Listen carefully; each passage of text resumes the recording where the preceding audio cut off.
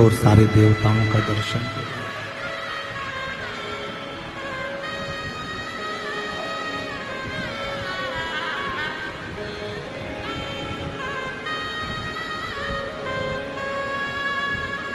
सारे देवताओं का दर्शन एक साथ, सारी नदियों का दर्शन, सारे पवित्र तीर्थों का दर्शन अपने माँ बाप के दर्शन में हो जाता है। ये हम नहीं कह रहे हैं,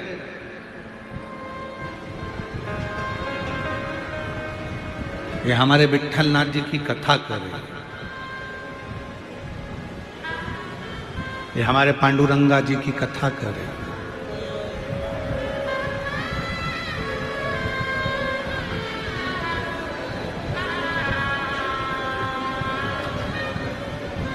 भगवान शिव उस समय पर कैलाश पर विराजमान थे, काशी में निवास कर रहे थे, आनंद के साथ बैठे हुए थे और भगवान को मालूम पड़ा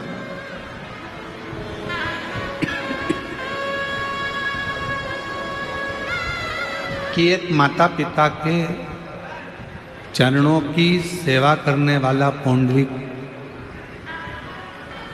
माता पिता के चरणों की स्तुति करने वाला पौंडरिक, माता पिता के चरणों का अनुमोदन करने वाला पौंडरिक, माता पिता की सेवा में तल्लीन रहने वाला पौंडरिक अपने माँ बाप की सेवा कर रहा है और भगवान हरि विट्ठल उसके लिए भगवान नारायण अपना बैकुंठ छोड़कर पंढरपुर की भूमि पर पधारे हैं।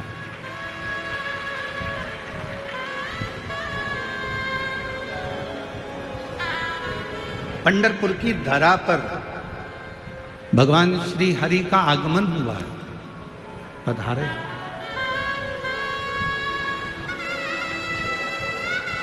शिव जी के पास सूचना पहुंची, भगवान देवादिदेव महादेव तुरंत तैयारी कर लिए। पार्वती जी ने पूछा कहाँ जा रहे हो? भगवान शंकर कहते हैं आज मेरे नारायण अपना बैकुंठ छोड़कर पृथ्वी पर आए हैं। पृथ्वी पर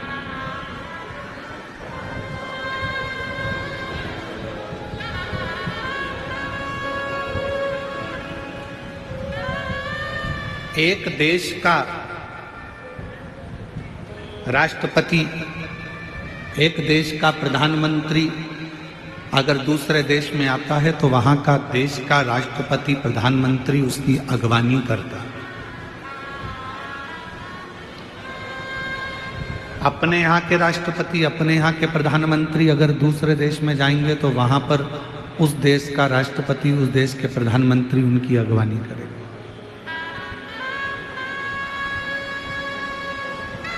जब मृत्यु लोक के देवादिदेव महादेव इस मृत्यु लोक के देव हैं, ये पूरी पृथ्वी का भार, ये पूरे मृत्यु लोक का भार, संपूर्ण पृथ्वी जल तल आकाश का पूरा भार भगवान शिव के पास है।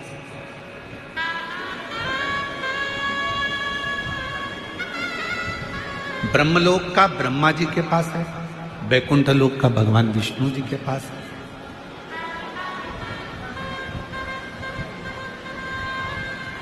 तो भगवान शंकर का भी एक क्रम है। जैसे ही नारायण पृथ्वी पर आए तो सबसे पहले शंकर भगवान ने जाकर उनसे मिलना चाहा। तिरुमाला के शिखर पर वेंकटेश भगवान जब बैकुंठ छोड़कर तिरुमाला पर आते हैं तो भी भगवान शिव जाकर उनका आदर करते हैं, कपिलेश्वर महादेव के रूप में विराजमान होते हैं। नाथद्वारा में मेरे गोवर्धन नाथ जी, श्रीनाथ जी बाबा आकर बैठते हैं तो एक लिंग जी के रूप में जाकर भगवान शिव उनको स्वागत करते हैं। बद्रीनाथ में जब नारायण आकर बैठते हैं तो स्वयं केदारनाथ जी के रूप में जाकर भगवान शिव उनकी अगवानी करते हैं।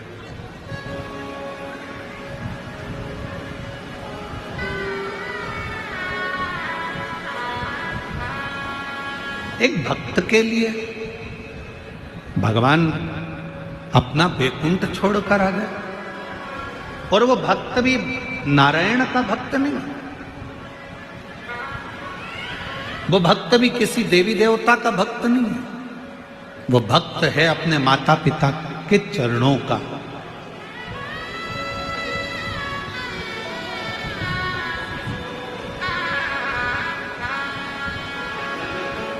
बस पहचान गया कि इन्हीं चरणों के माध्यम से मुझे परमात्मा मिल सकता है।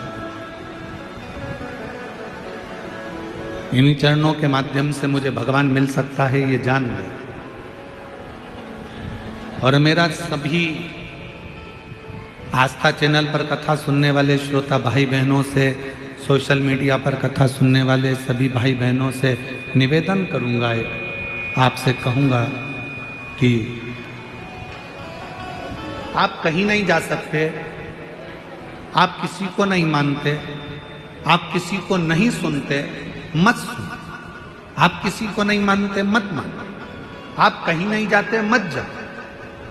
आप किसी के आगे शीश नहीं झुकाते, मत झुकाओ। आप किसी को प्रणाम नहीं करते, मत करो।